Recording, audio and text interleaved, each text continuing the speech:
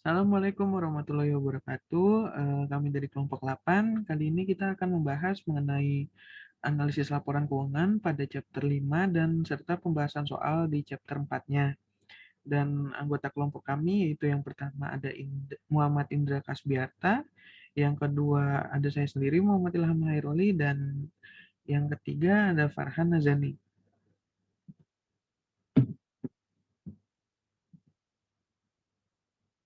Accounting for Investment Security ASC 320 dan ASC 825 atau USG EEP dan IAS 39 IFRS menjelaskan akuntansi untuk sekuritas investasi.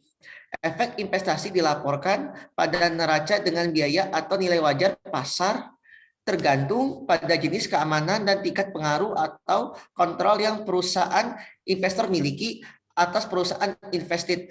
Nilai wajar aset adalah jumlah aset yang didapat ditukarkan dalam transaksi saat ini dan normal antara pihak yang bersedia. Ketika aset diperdagangkan secara teratur, nilai wajarnya mudah ditentukan dari harga pasar yang diterbitkan. Jika tidak ada harga pasar yang dipublikasikan untuk aset, nilai wajarnya ditentukan menggunakan biaya historis. Debt security, yaitu surat utang mewakili hubungan kreditur dengan entitas lain. Contohnya adalah obligasi pemerintah dan kota, obligasi catatan perusahaan, dan utang konversi. Surat utang diklasifikasikan sebagai perdagangan, ditahan hingga jatuh tempo, atau bersedia untuk dijual. Pedoman akuntansi untuk surat utang berbeda, tergantung pada jenis keamanan. Trending security. Trending security adalah surat utang atau ekuitas non-influensial, yaitu sekuritas dibeli dengan maksud mengelolanya secara aktif dan menjualnya untuk mendapatkan keuntungan di dekat masa depan. Perdagangan efek adalah aset saat ini, perusahaan melaporkannya dengan nilai wajar agregat pada setiap tanggal neraca. Keuntungan atau kerugian yang belum terrealisasi atau perubahan nilai wajar sekuritas yang dipegang dan keuntungan atau kerugian yang direalisasikan, keuntungan atau kerugian atas penjualan termasuk dalam pendapatan bersih. Available for sale securities.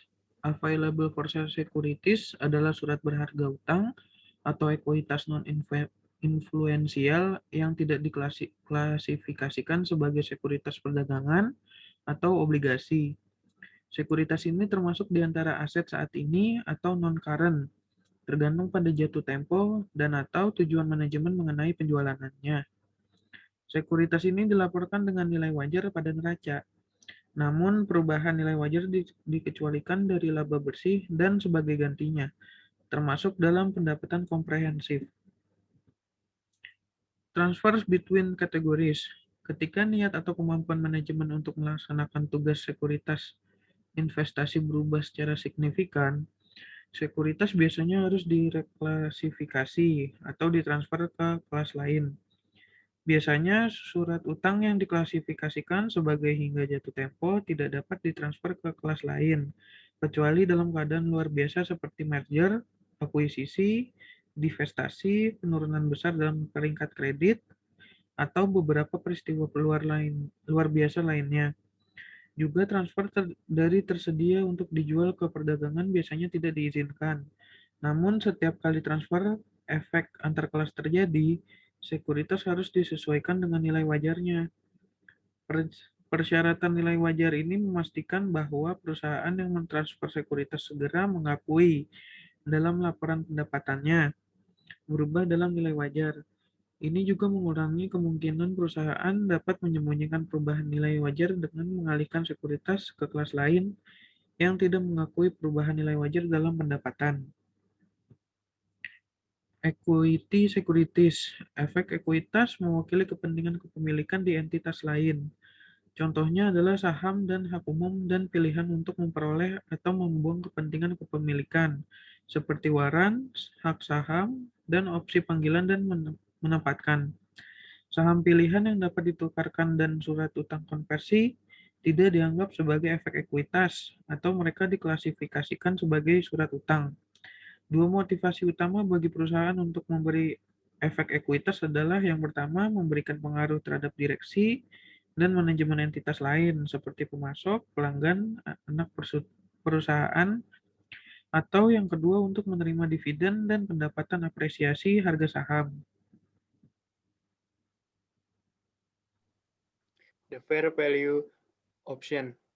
Standar baru-baru ini memungkinkan perusahaan untuk secara selektif melaporkan sekuritas yang dipegang hingga jatuh tempo dan tersedia untuk dijual dengan nilai wajar. Jika perusahaan memilih opsi ini, maka akuntansi untuk semua sekuritas yang tersedia untuk dijual dan jatuh tempo akan mirip dengan yang sesuai dengan sekuritas perdagangan. Khususnya untuk semua efek investasi atau trading tersedia untuk dijual dan ditahan hingga jatuh tempo. 1. Nilai beli pada neraca akan menjadi nilai wajar. Dan 2. Semua keuntungan dan kerugian yang belum terrealisasi akan dimasukkan ke dalam laba bersih. Opsi nilai wajar dapat diterapkan secara sukarela selektif ke kelas sekuritas apapun yang dipilih perusahaan, tetapi setelah nilai wajar telah diadopsi untuk kelas sekuritas, perusahaan tidak dapat membalikan opsi. Analyzing investment security. Analisis efek investasi memiliki setidaknya dua tujuan utama. Yang pertama, untuk memisahkan kinerja operasi dan investasi atau pembiayaan kinerja, dan yang kedua, untuk menganalisis distorsi akuntansi karena aturan akuntansi dan atau manajemen penghasilan yang melibatkan investasi. Starting operating from investing asset and performance. Kinerja operasi dan investasi perusahaan harus dianalisis secara terpisah. Hal ini dikarenakan kinerja investasi perusahaan dapat mendistorsi operasi kinerja yang sebenarnya. Untuk tujuan ini, penting bagi analisis untuk menghapus semua keuntungan atau kerugian yang berkaitan dengan kegiatan investasi, termasuk dividen, pendapatan bunga, dan keuntungan dan kerugian yang direalisasikan dan tidak terrealisasi ketika mengevaluasi kinerja operasi. Seorang analis juga harus memisahkan aset operasi dan non-operasi saat menentukan laba atas aset operasi bersih atau RNOA.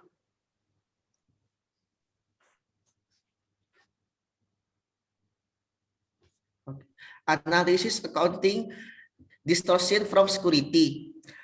Pertama, opportunities for gains trading, yaitu standar memungkinkan peluang untuk mendapatkan keuntungan perdagangan dengan sekuritas yang tersedia untuk dijual dan dipegang hingga jatuh tempo. Karena keuntungan dan kerugian yang belum terrealisasi pada sekuritas yang tersedia untuk dijual dan dipegang hingga jatuh tempo dikecualikan dari pendapatan bersih. Perusahaan dapat meningkatkan pendapatan bersih dengan menjual sekuritas tersebut dengan keuntungan yang belum terrealisasi dan menahan mereka dengan kerugian yang belum terrealisasi. 2. Liabilities recognized at cost. Accounting untuk sekuritas investasi bisa dibilang sepihak. Artinya, jika sebuah perusahaan melaporkan sekuritas investasinya dengan nilai wajar, mengapa tidak liabilitasnya? Bagi banyak perusahaan, terutama lembaga keuangan, posisi aset tidak dikelola independen dari posisi kewajiban. Inconsistent definition of equity security. Ada kekhawatiran bahwa definisi efek ekuitas sewenang-wenangnya dan tidak konsisten. Misalnya, obligasi convertible dikecualikan dari efek ekuitas. Namun, obligasi convertible sering memperoleh banyak nilainya dari fitur konversi dan lebih mirip dengan efek ekuitas daripada utang. Yang Yang keempat, classification based on intent, yaitu klasifikasi dan akuntansi sekuritas investasi tergantung pada tujuan manajemen yang mengacu pada tujuan manajemen mengenai disposisi sekuritas. Aturan niat ini dapat mengakibatkan surat utang yang identik secara terpisah diklasifikasikan menjadi satu atau kombinasi dari ketiga kelas perdagangan hingga jatuh tempo dan sekuritas yang tersedia untuk dijual. Equity method accounting. Akuntansi metode ekuitas diperlukan untuk investasi yang saling berbadan hukum, di mana perusahaan investor dapat memberikan pengaruh yang signifikan atas, tetapi tidak mengontrol invested berbeda dengan investasi pasif. Investasi metode ekuitas dilaporkan pada neraca dengan biaya yang disesuaikan, bukan pada nilai pasar. Jika awalnya dibeli dengan nilai buku, jumlah yang dilaporkan sama dengan presentasi ekuitas pemegang saham perusahaan investasi yang dimiliki oleh investor.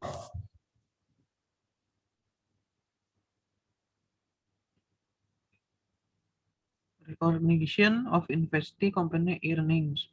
Akuntansi metode ekuitas mengasumsikan bahwa dolar yang diperoleh oleh perusahaan investasi setara dengan dolar yang diperoleh untuk investor, bahkan jika tidak diterima secara tunai. Sementara mengabaikan potensi kewajiban pajak orang tua dari pengiriman uang penghasilan oleh afiliasi, kesetaraan pendapatan untuk dolar tidak dapat diambil begitu saja. Alasan termasuk yang pertama, yaitu otoritas regulasi terkadang dapat mengintervensi kebijakan di dividen anak perusahaan. Yang kedua, anak perusahaan dapat beroperasi di negara di mana pembatasan ada pada pengiriman uang penghasilan atau di mana nilai mata uang dapat memburuk dengan cepat. Risiko politik dapat semakin menghambat akses ke penghasilan. Yang ketiga, pembatasan dividen dalam perjanjian pinjaman dapat membatasi aksesibilitas penghasilan. Yang keempat, kehadiran minoritas yang stabil atau kuat dapat mengurangi kebijaksanaan orang dalam menetapkan dividen atau kewajiban lainnya. Unrecognized capital investment. Akun investasi sering disebut sebagai konsolidasi satu baris. Ini karena mewakili presentasi kepemilikan investor di pemegang saham perusahaan investasi ekuitas. Di balik neraca investasi ini adalah aset dan liabilitas yang mendasari perusahaan investasi. Ada sejumlah besar aset dan liabilitas yang belum direkam dari perusahaan investasi yang tidak tercermin pada neraca investor.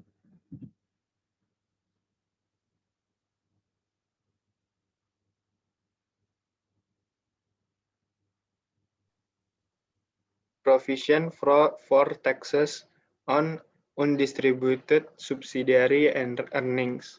Ketika penghasilan anak perusahaan yang tidak didistribusikan termasuk dalam pendapatan akuntansi, pre-tax perusahaan induk, atau baik melakukan konsolidasi atau akuntansi metode ekuitas, itu dapat memerlukan ketentuan bersama untuk pajak. Ketentuan ini tergantung pada tindakan dan maksud perusahaan induk. Praktik saat ini mengasumsikan semua transfer penghasilan yang tidak didistribusikan ke induk, dan dengan demikian ketentuan untuk pajak dibuat oleh induk pada periode saat ini.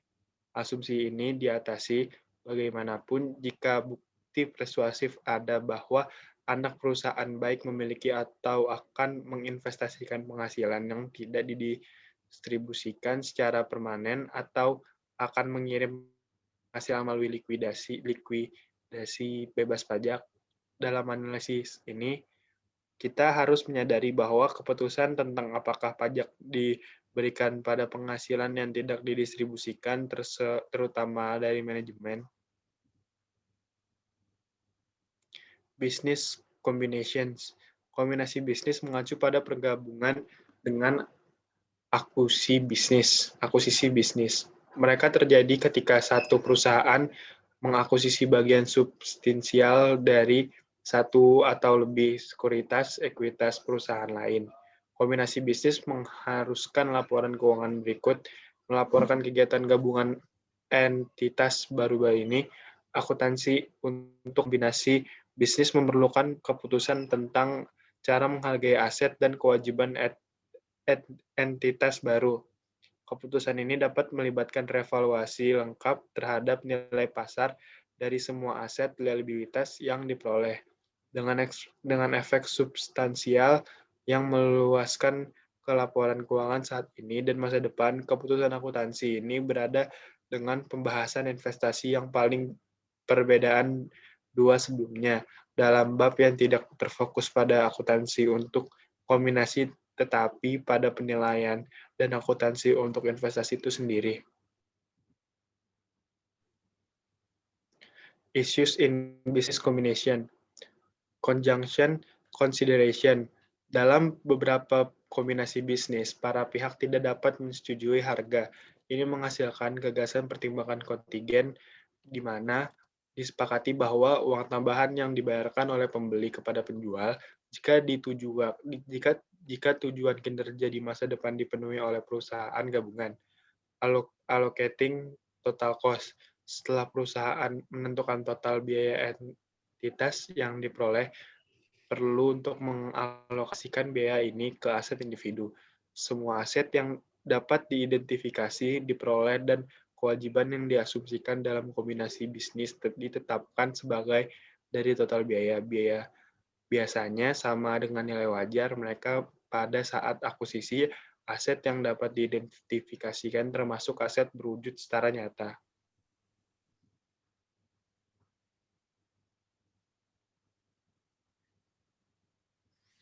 In Process Research and Development atau IPRD, beberapa perusahaan menuliskan sebagian besar biaya akuisisi sebagai penelitian dan pengembangan yang dibeli.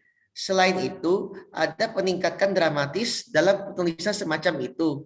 Dalam dekade terakhir, terutama di industri teknologi tinggi, di bawah GAAP sebelumnya, praktek itu menarik karena memungkinkan mengakuisisi perusahaan untuk mengurangi atau bahkan menghilangkan alokasi harga pembelian untuk niat baik dan dengan demikian lebih rendah atau menghindari biaya penghasilan di masa depan dari amortisasi niat baik yang dihasilkan. Debt in Consolidated Financial Statement. Liabilitas dalam laporan keuangan, konsolidasiannya tidak beroperasi sebagai kumpulan aset. Kreditor, baik yang diamankan atau tidak aman, memiliki jalan keluar jika terjadi one prestasi hanya untuk aset yang dimiliki oleh perusahaan tertentu yang menimbulkan tanggung jawab. Jika perusahaan atau parent menjamin tanggung jawab anak perusahaan, maka kreditur memiliki jaminan sebagai jaminan tambahan dengan potensi ketentuan research. Neraca konsolidasi tidak membantu kami menilai margin keselamatan yang dinikmati oleh kreditor. Untuk menilai keamanan liabilitas, analisis harus memeriksa laporan keuangan individu masing-masing anak perusahaan. Kita juga harus ingat bahwa kendala hukum tidak selalu merupakan langkah-langkah tanggung jawab yang efektif.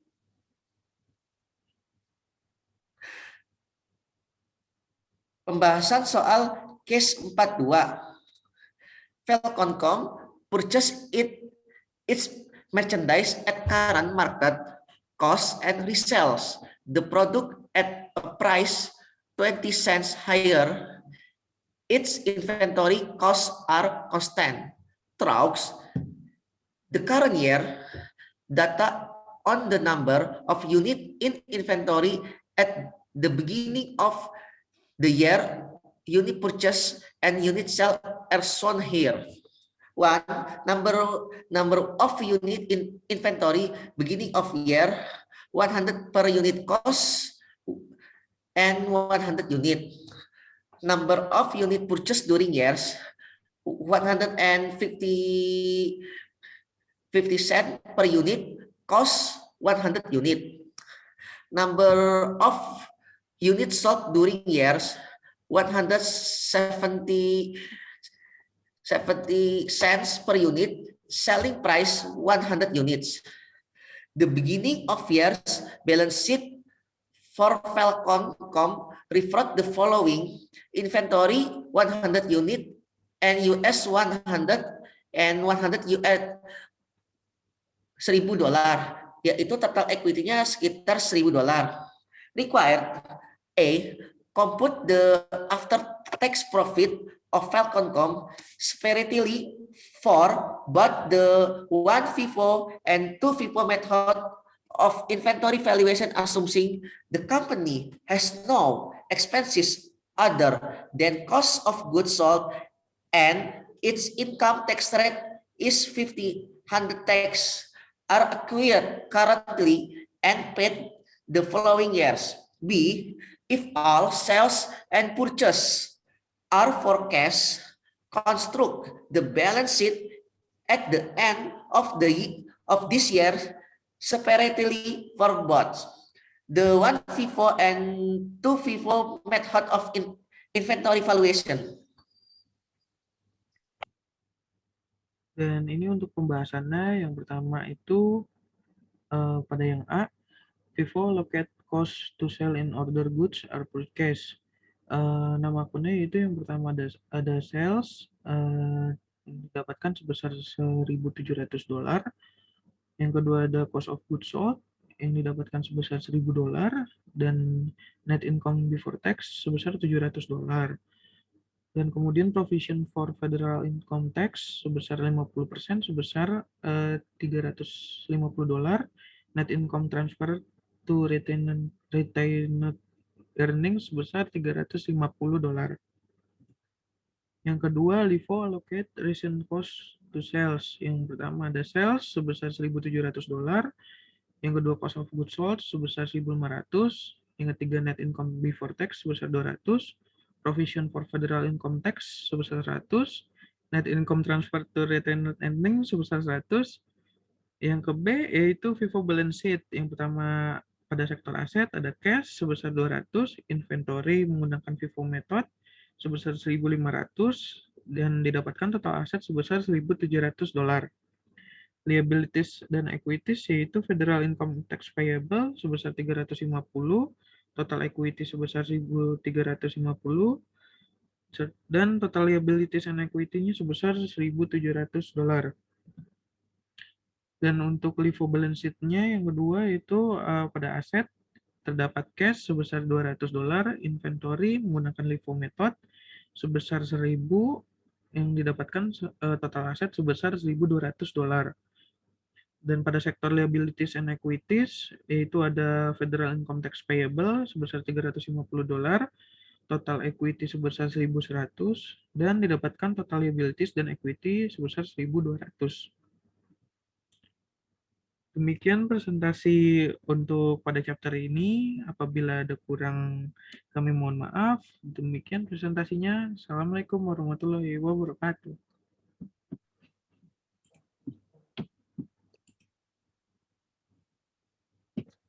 Udah pas.